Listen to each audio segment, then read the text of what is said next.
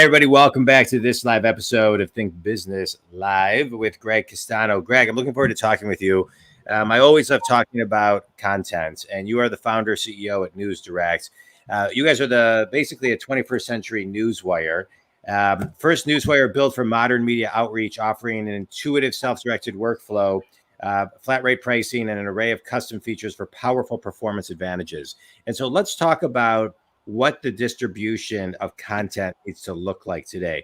It seems like the world is moving at such a fast pace that the content is of everything just seems to be updated faster and faster and faster. It's like you go to whether it's Google or Yahoo or anything or any news, anything, it says, okay, this is 1 minute old. This is 2 minutes old. And now it's like you look at something and say, oh, this is 32 minutes old. That's like old news, right? So what let's start here. How do you stay so current? Like when you talk 21st century newswire, what does current mean today? Yeah, well, traditionally, the way that particularly corporations, but other types of organizations that have news about themselves that they want to get out to the public, been done through the press release, the text-based press release, right?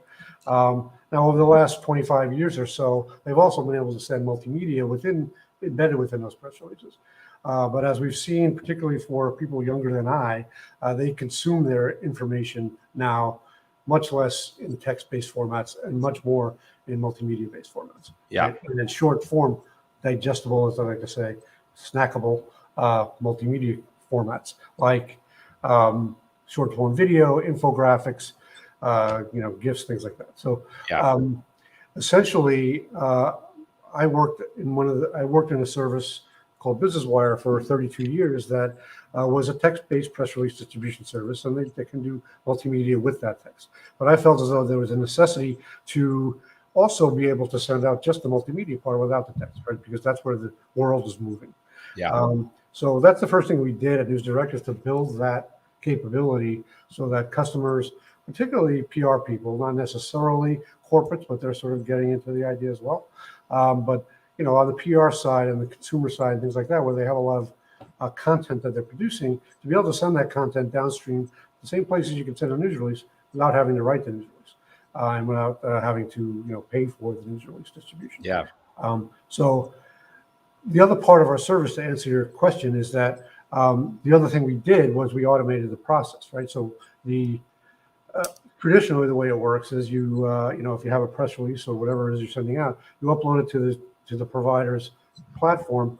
They essentially cut and paste it back onto their editorial platform internally, and they have to process it from that point on, which basically means you have to reformat it because it loses a lot of the formatting. They have to spell check it. They have to just make sure it looks right, that there are line tables and paragraphs and things like that. And it takes time. Generally speaking, it'll take you 30 to 40 to 60 minutes for a regular text-based press release, and longer if it's something like earnings, which can be 15, 20, 25 pages long.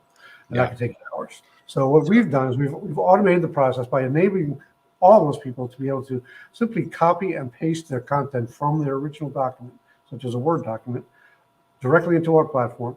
It retains all of the format. So there's no editing involved, and therefore we have no editors. And it looks exactly on our platform the way it looked on your Word document. Yeah. And you're ready to go, right? All you have to do at that point is choose your distribution, which is something else we do that's automated versus the other guys that the editors that are handling the content, they have to code it properly to get to the right places.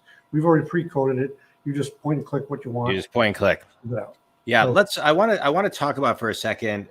You guys, you have this amazing platform where you make it easier for people to upload the content.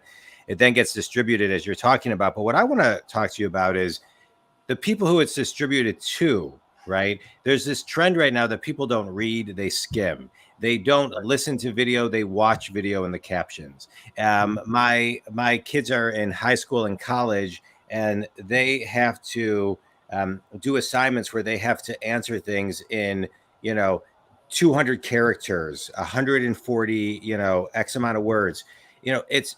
We seem to be compressing to get into alignment where people's attention spans are, and it seems to be shorter and shorter and shorter. And so how do you suggest that people, how they, what type of content word wise gets uploaded that when gets distributed actually gets read? Mhm. What Well, trends are you seeing? yeah, I mean, I'll sum it up in one word, which is multimedia, right? And essentially, if you take, for example, an infographic, right? An infographic is a perfect example of something that would appeal to that audience that Right. needs compressed data in a quick amount of time, right? Because essentially, it's a number of main overarching facts in a colorful display that grabs your attention, gives you the idea, and you can move on to the next thing. Very Right. few words, lots of numbers, lots of colors, lots of graphs and charts and things like that. But gives you, I But just want to comment on that. I think infographics also, if done properly visually and with proper messaging, because I talk to a lot of my clients as a business coach about some of this stuff, can really hit a lot of the senses. You can actually get you. It's actually more effective. It's like, Mark Twain said, if I had more time, I would have written a shorter book. And then I think it was Winston Churchill said, if I had more time, I would have written a shorter speech. And so, it's to me, it's partially like you're talking about. I agree with you, hitting more senses that activate people to actually feel and then move. Yes. Yeah. You hit it right on the head. I mean, basically, when I started this business, before I started it, there was a PR firm that had just put out a white paper about how information had to be sensory, right? It was all about being sensory based. That's how you get people not only to view it, to be attracted to it, but also to retain it, right? Yeah. I've seen studies that say 75% of people are visual learners, right? How true that is, I don't know, but it's probably within that range somewhere. And the the more visual it is, the more they retain it afterwards, which is the entire point of why people put out content about their company or whatever they want people to Right. remember them. So it's all about being visual, being sensory, and that not just visual, but also auditory, right? It has Right.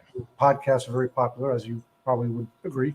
I would agree with that. I heard a stat a long time ago, Greg, and I've been trying to source it and I can't find it, but I heard it on a podcast that said that that a 30-second video is equivalent to 3.5 million words read.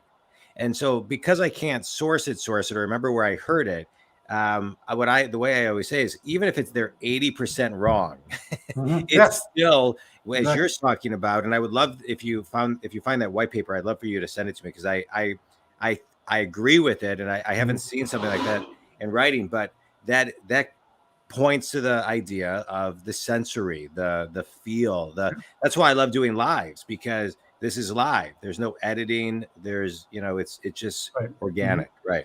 Well, what you're doing here actually is actually a perfect combination, right? It's both visual and auditory. Right. But it's not a new concept, right? Who said a long time ago, I don't even know how long ago it was, a picture is worth 1,000 words, right? Correct. So this is just the updated version of that, right? And people have now kind of come up to that way of ingesting information. So if you're a public relations person or a corporate comp person or just anyone who wants to get their message heard, that's how you have to communicate with people. Otherwise, you're going to miss a lot of people. Yeah.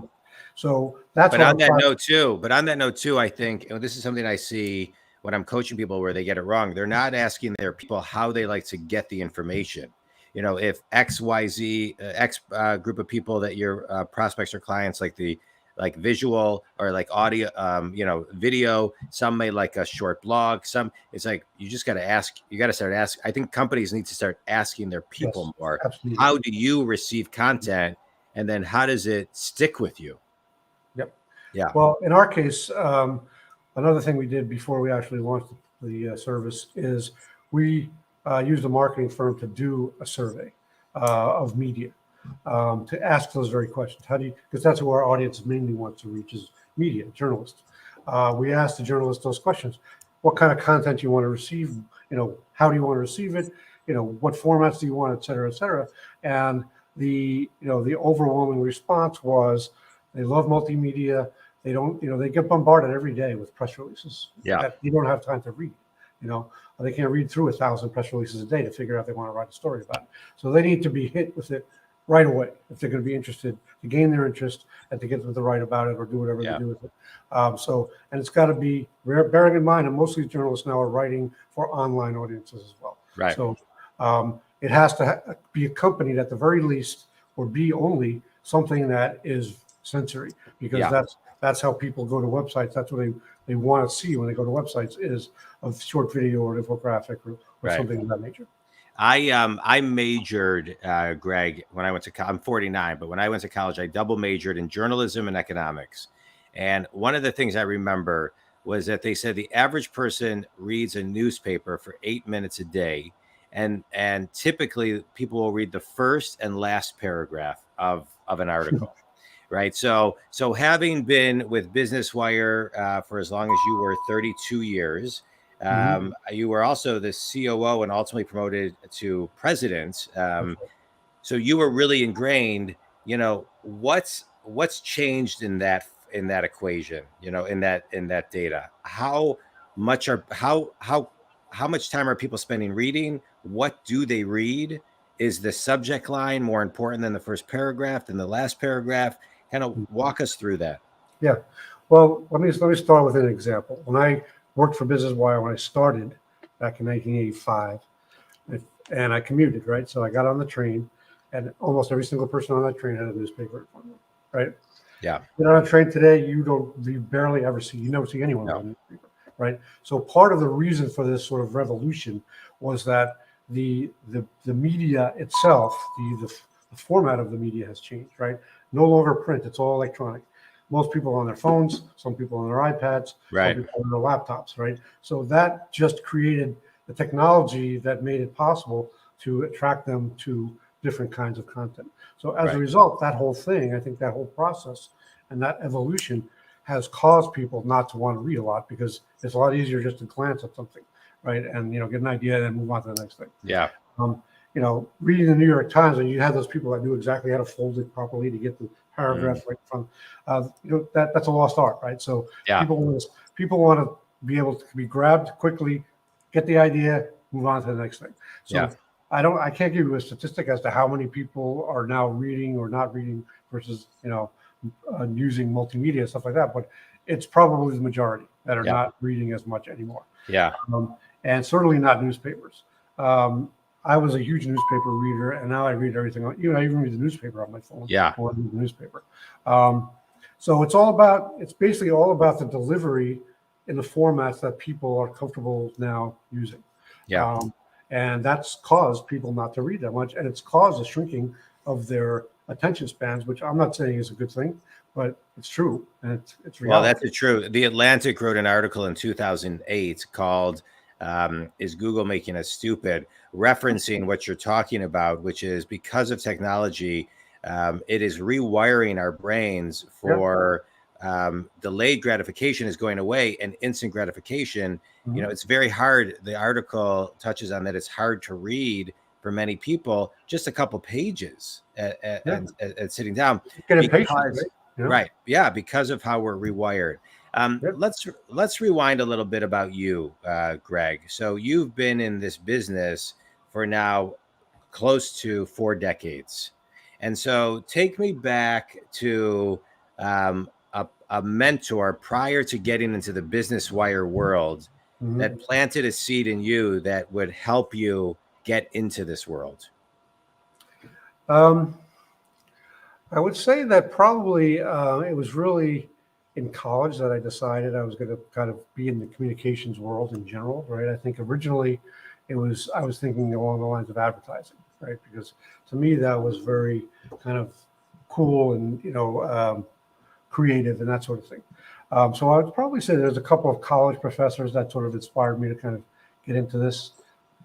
Honestly, I can't remember their names right now, but basically in college, particularly one, there was a media. I majored in communications. It was kind of a media studies course that I was taking, and it got me really interested in the power and the reach and the influence of the media. So that really got me interested. And truth be told, I got into the newswire business really accidentally, right? Essentially, I signed up for a. This is a little long, so I'll try to make sure. I signed up for an internship that I thought was with an advertising firm. And I got to the interview for the internship, and I told them how much I wanted to be in advertising. They said, "That's great, but this is a public relations firm." And I said, "Well, that's a good one too. I'd love to do that." So I got the job. Did I say that? I meant this. Right. Yeah. And I got the job because basically it was a no-pay job. It was for credit, so they didn't care. They just wanted, a body. But it turned out that when I went to apply for my first job, and this actually was my first job that I actually went on an interview for. Again, it was an accident. I was on a bus and I picked up a newspaper and I thought I was going to do the sports section. The guy next to me took the sports section. So I took the classified ad section, which many people don't even know what that is probably. And there was this ad for a job. I got off the bus, no cell phones, went to a candy store, made a phone call, and it was Business Wire. And I got the interview the next day and I got the job the day after that. And I was there for 2.5 years. So that's, accidentally I got into it, but it turned out to be exactly what I wanted to do. I just didn't know at the time. I love it. You should write a book called like The Accidental Businessman. Right? Well, because and the undercurrent is sometimes the universe has a plan for you and you don't even know it. Right. So it's kind of like, don't resist, just go with it. Yeah. Just go with it. Absolutely. All right. You ready for a quick speed round? Sure. All right. Favorite book and why? All right, this is going to sound really boring based on what I just said. But I read a book whose exact name I can't remember, but it's basically about the relationship between Winston Churchill and Mahatma Gandhi. And it was fascinating from a historical perspective, but also in learning about those two people and how influential they were, but also diametrically opposite in terms of their goals and their opinions and their experiences. So that was really an interesting book to me that taught a lot of life lessons to me from both sides of the equation, from the imperialist versus the agitator for, freedom and so forth. Yeah, I love it. That sounds like a great book. All right, best piece of wisdom you've ever received? Be yourself, I think. I think I spent a lot of my youth being uncomfortable in my own skin. And I think as I got older and more experienced and more confident, I realized that the best me was the real me. That's great. So that's kind of, I think, the best thing I can offer to anybody. Yeah. My kids, we used to watch this movie with my daughter, and there was a line in it that said, I can't remember what it was, but it was something to the effect of like, why are you trying to be like everybody else? I had it in my head and now it's gone. But basically, it was be yourself, right? Yeah. So that's simple, great. I think that's basic. Yeah. It makes a lot of sense. Right. Yeah. I think that's great. You're never going to be comfortable being something else. Right. And when you're successful unless you're comfortable. 100%. And when you're yourself, you're in alignment, so you can make decisions and listen, no matter who you are or pretend to be, you're going to attract people and repel people. So why not just be yourself? Yeah, I guess that would be the one, the B of that would be, don't try to, please everybody, right? Yeah, absolutely. Not gonna do it. Yeah, amen to that. Finish this sentence. Content distribution in 2026 looks like a lot of video. Short video. Yeah, I love it. I find myself, I do a ton of video now, and I think video is so important. And by you saying that, to me, I think everybody should double, triple, or quadruple the amount of video that they're actually doing. I love it. Tell everybody, Gregg, who your ideal clients are and how they can connect with you. My ideal client is someone who puts lots of content out, and not just press releases, but they're very into creation of multimedia content, particularly video and infographics and things like that, because that's our specialty. And it's easy to get in touch with me. They can just email me at gregg.castano@newsdirect.com. You see my spelling on the screen there. And, that's it. It's like really so people who want, the other thing to remember is that we make it very easy to distribute content, right? Yeah. Essentially, instead of it taking you 30, 45 minutes to an hour for someone else to do it for you, you can do it yourself in 5 minutes, which is how people want to work today. I love it. Gregg, I appreciate you taking time to be on the show. I appreciate what you do as far as having a platform as the founder and CEO of News Direct, where companies can utilize you in this 21st century way of distributing content, which I think is just going to get more important and faster as this decade continues, as we inch to 2030. But mostly, I appreciate your advice on, and I always enjoy when I have people on who are accomplished, who can simplify advice of just be yourself. So I appreciate that. Think community. If Gregg can help you, please reach out to him. And News Direct, give the website one more time. Newsdirect.com. All right, newsdirect.com. Check it out. Gregg, I appreciate your time. Thank you so much. All right, great. Thank you. Thanks, Think community. Bye-bye.